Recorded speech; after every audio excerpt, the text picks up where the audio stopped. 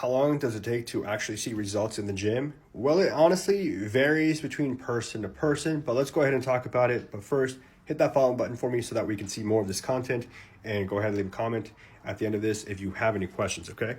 Now, each person that goes to the gym has a different goal, but they can either be trying to lose fat, put on muscle, or a combination of both. But honestly, that's what it is when we go to the gym and pick up the weights. If you're trying to lose fat and that's your main objective, now we have a couple of subcategories to really think about. Is this your first time in the gym? If it is, it's probably going to take you pretty quickly to lose fat, as long as you're following all the variables of working out, training with intensity, and eating the appropriate amount of food. Now, if you've been experienced in the gym and you have a decent amount of muscle and you're trying to lose fat, well, now it doesn't get more difficult. It's the same process for sure, but like, how much fat have you developed as well? Same thing goes with a beginner. How much fat are you starting off with? So it honestly varies. If you're trying to build muscle, it takes longer to build muscle than it does to gain fat.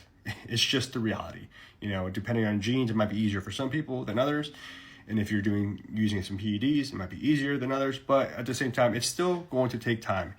A person can easily gain 5 pounds of fat in 1 week, but it's going to be harder to gain 5 pounds of muscle for another person. It's just reality. So it honestly really depends. There's no hard and fast rule, but the fastest way to be able to achieve either of them is to make sure that you're eating more than enough protein, being at maintenance calories or slightly above or slightly below. That way you can reach your goal of building muscle or losing fat. And that's honestly it. Train intensity and eat the right amount of foods and have a lot of protein in your diet. All right. Follow for more. If you have any questions, go ahead and leave it in the comments. Like I said, thank you.